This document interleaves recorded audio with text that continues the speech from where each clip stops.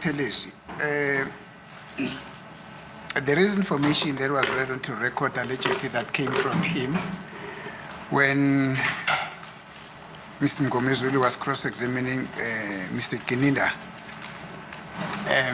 Part of that was read into record, something that came from Buthelezi, Disimpiwe, was that around January 2020, he went to Fort Lawrence and he heard, I don't know from who, but he heard that you had a quarrel with your girlfriend about Senzo Meiwa and that your father paid some money over to the police so that the case should not go on. Do you have any comment on that? In fact, before you answer, he also says that he also heard that your father paid money over to the police for the case not to proceed. Do you have any comment?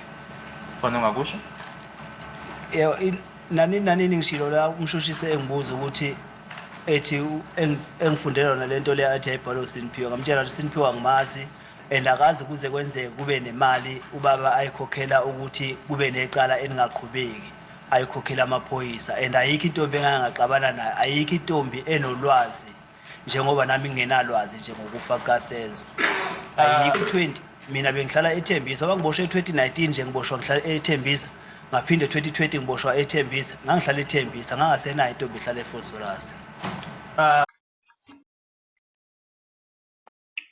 That was Moses Sibiya there, as he was exposing Brigadier Gininda to say that he lied, when he said that I had a quarrel with a girlfriend, etc., and everything that he was talking about.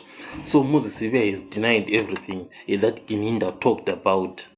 So the interesting part that was revealed there by Gininda when he was being asked by Mngomezulu is that he claimed, that Moses Sibiya's father paid money for the case to disappear.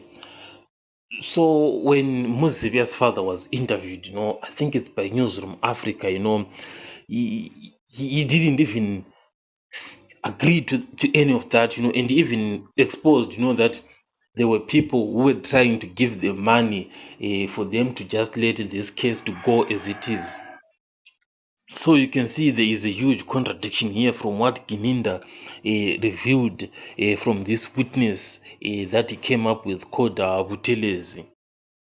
So it's unfortunate that Simphiwe Buthelezi is no longer with us, but from the information that we have, he is said to be an associate of Bongani Ntanzi.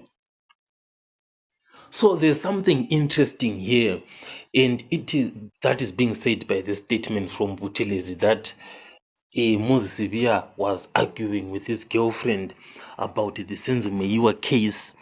So, due to this disagreement between this statement and what Moses Sibiya is saying, they can call the girlfriend and Moses Sibiya, and cross-examine them, and really ask them, the girlfriend especially, were you in Vosloras in 2020? That would be the first question, were you with Moses Sibiya in 2020? Did you have a fight with Moses Sibiya about the Senzo Meiwa case? Those three questions, they can really expose who is lying between Moses Sibiya and Brigadier Gininda. Then they can move on to the father of Moses Sibiya.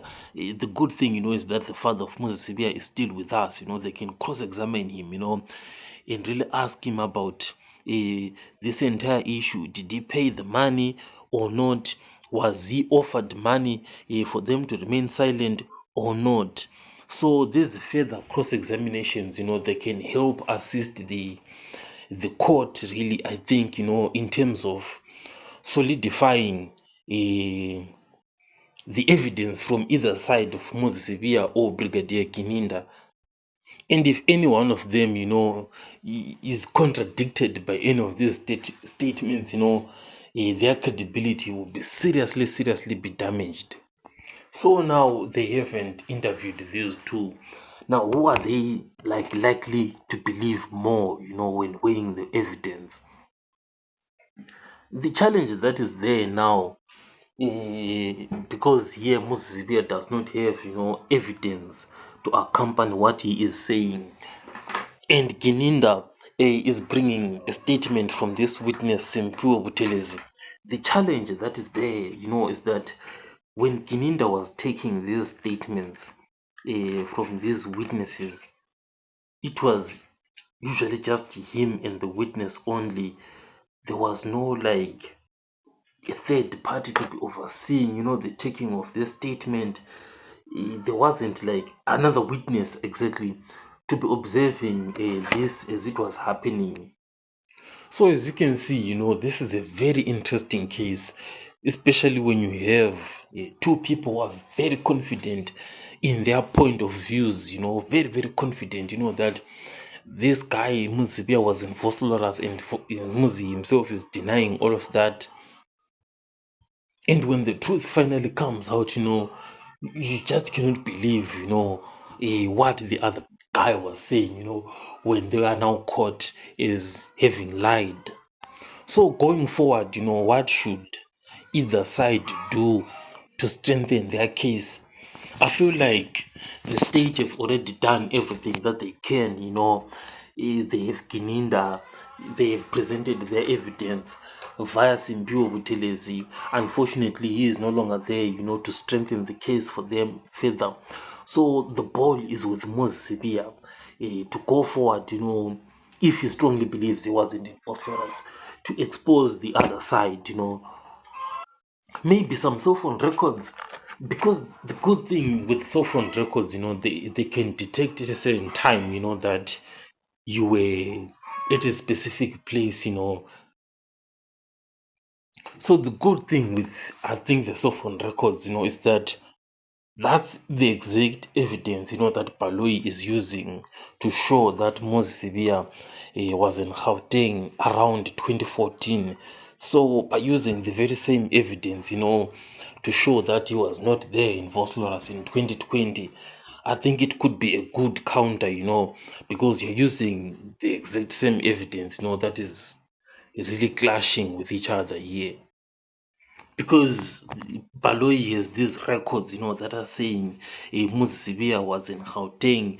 So Moses Sibiya is saying, no, I was not in Gauteng. It was my wife with the phone there in Gauteng. And in this case, they can bring some records, to say my cell phone is showing that I was now in KZN and I was now in possession of my cell phone.